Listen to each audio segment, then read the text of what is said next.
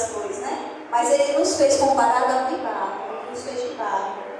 Porque diz que ainda que nós venhamos nos quebrar na mão dele, ele tem o poder de nos refazer novamente. Né? Louvado seja Deus. E eu lembro que aquela ministração, o Senhor tratava sobre isso ao meu coração. Né? Eu não sei porquê, eu não pensei em falar nada disso que comecei aqui hoje. Mas essa palavra começa dizendo isso, né? Rogo-vos, pois, irmãos, pela compaixão de Deus, né? Que apresenteis os vossos corpos em sacrifício vivo, santo e agradável a Deus, que é o vosso culto racional. Né? Então não adianta, como a irmã Ana disse, só chegar aqui, cantar, louvar, só isso não. Primeiro lugar é apresentar o nosso corpo em sacrifício vivo. E é tão difícil, irmão, quando a gente tem que abrir mão do nosso eu, das coisinhas que a gente gosta de fazer.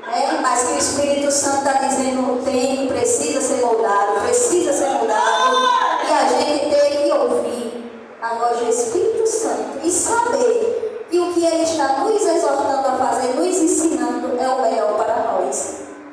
Porque a palavra vai dizer, vai? Que a vontade dele é boa, perfeita e agradável. Vai dizer que os planos dele são maiores, são melhores. Mas eu digo, eu não conheço um povo para dar mais trabalho do que esse povo diz que é. Porque é um povo que quer mudar o próximo. E o Senhor Jesus dizendo, Espírito Santo, que faz? Sou eu quem faço, sou eu quem mudo, sou eu quem transformo. Né? Mas às vezes a gente quer fazer o papel do Espírito Santo. Quer chamar os irmãos a carretel, né? E pai, esses dias andou falando sobre isso. Ele falando e eu meditando, né? Às vezes a gente tem algumas ovelhinhas, né, irmão, que dá lá um pouquinho de trabalho. E se a gente fosse na conversa dos outros, olha, pira, não dá oportunidade não. Deixa no escanteio, olha e vigie. Mas, irmão, às vezes a gente tem que, sabe? A gente olha assim a situação, aí olha, às vezes os pais não são crentes, às vezes, aí a gente vai ter que ter calma para resolver essa situação. Vamos orando, vamos pedindo a Deus, a gente vai ensinando devagarzinho. Aí, com o passar do dia, a gente vê o vaso melhorando as vestes, mudando sozinho, sem precisar a gente botar na mão, sem ter necessidade da gente, né? Dito alguma coisa que talvez vá machucar não só a pessoa, mas a família. E às vezes, no lugar da gente fazer um giro, faz um giral, porque não, vou tratar esse aqui, aí dói na família, de lugar nenhum, sai 3, 4, 5, fica a igreja seca de novo. Por quê? Porque não esperamos o Espírito Santo fazer a obra que só pertence a Ele. Né? E graças a Deus, isso aí eu tenho aprendido muito com meu pai. Ele exorta, ele ensina, mas aqui. Não vai direto a nenhum lá, ofender, criticar, querer dizer o que o outro vai fazer. Pelo contrário. Né? Ele aprende com a palavra de Deus. Que eu digo a ele, pai, que hora que eu vejo algumas situações, eu digo, meu Deus, será que é só na minha Bíblia que diz assim, não se intrometer esse negócio ali? É só na minha, irmão, que tem isso aí. Acho que o irmão não está lendo, porque eu acho que está minha essa palavra. Não vos intrometer esse negócio a Deus.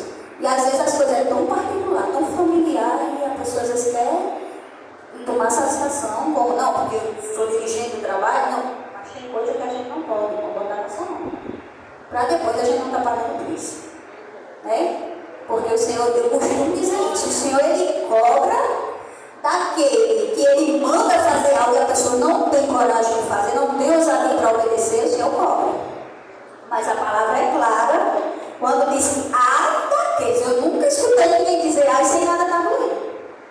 A palavra diz que vão dizer, a Bíblia diz assim, ai daqueles que falam em meu nome, dizem o que eu não mandei falar, dizendo que foi eu que falei. Ai. Daí eu não tenho resto, a conclusão. Você vai escutar alguém dizer ai sem ter nada doendo?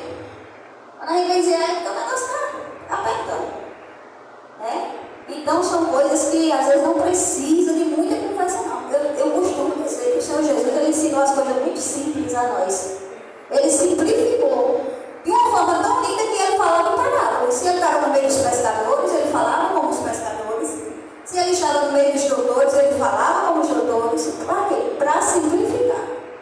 E às vezes a gente quer complicar o negócio que Deus deixou simples e fácil de entender. Tão fácil que não tem rodeio. Como a irmã disse aqui hoje, é só 12 caminhos, né? só 2